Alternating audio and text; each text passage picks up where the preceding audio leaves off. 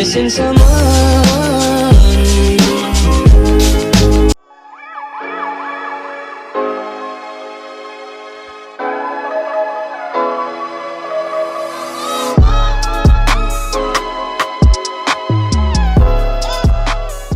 So the first thing we're doing is grabbing just a small section of hair up the top and breaking that into 3, just like so. We're going to take our first strand, put it under the middle strand, then you're going to grab the other outside strand and put it under the middle strand. And you're going underneath each instead of over the top like a normal braid. So then once you've done that, that's the start of your braid. Going to go back to your other side, pick up a small piece of hair, put it under the middle section, go back to your other side, grab a piece of hair and put it under the middle section. And do it again. The right side, the left side. Picking up hair each time, and this is when your braid starts. Picking up the right side, left side, and we're pulling very tight at the end. That is the secret to these braids. You want them to be very, very tight, and then you can loosen them afterwards if you would like to. If you want your braids to be a little bit looser, take bigger chunks of hair, but if you want them to be quite tight, then take smaller pieces of hair. You can do it smaller than what I'm doing. This is just the way that I do it. I like the way that it turns out, taking this amount of hair. So it will start to look like this. Now, you can decide which direction you want your braid to go in. So instead of going straight back here, I like to take it just a little bit down. But you can always go all the way back, diagonal, or a little bit down like me, or even closer to the face if you like. I do it this way because I actually do have a square head. Like, you're like, people are like, oh my god, I have such a square head. Literally, my head is a square. I got my neck scanned done and my head was a square. So I like to take it down a little bit, otherwise it really makes this bump in my head pop. So I take it just below so it's not completely diagonal, and keep taking it down.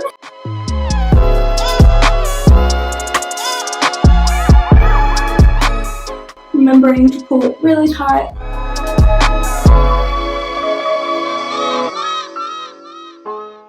Now when I get to about this stage, I switch my hands over so I'm facing behind, and I continue. Exactly the same, my hands are just facing different ways. You don't have to do this, I just find it a lot easier.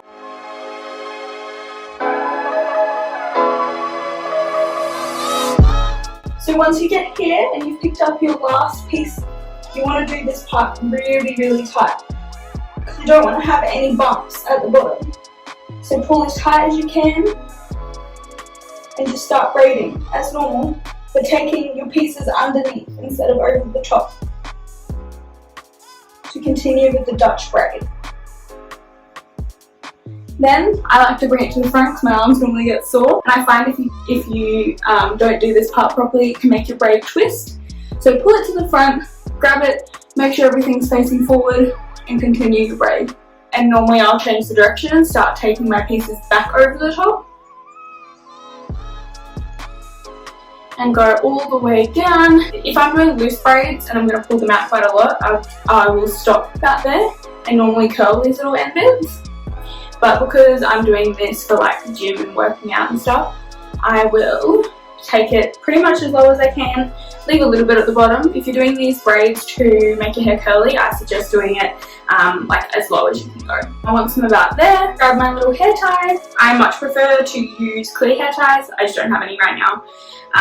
So lately I've been using these ones. I do like these because they never break, whereas sometimes my elastic ones will. And often if I'm wearing my hair like this, I'll keep doing it each day like this until it's time to wash my hair again. Once this is done, you can actually look at your plait and grab pieces so it pulls out more.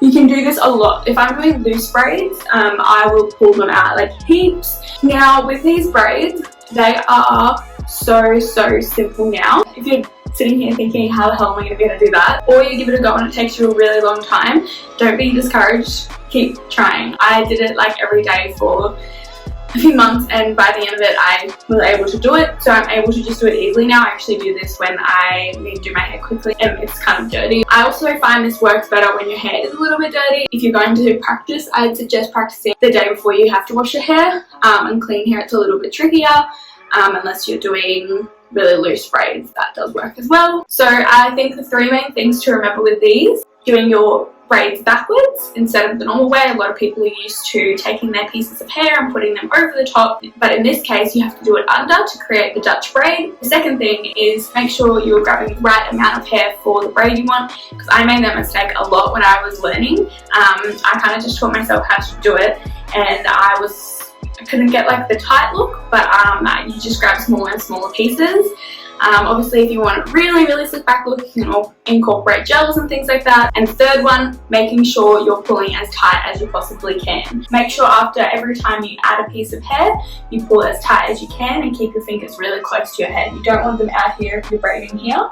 You want to keep them as close as you can. That is it for this video, guys. If you guys do want any other type of hair tutorials, do let me know down in the comments below.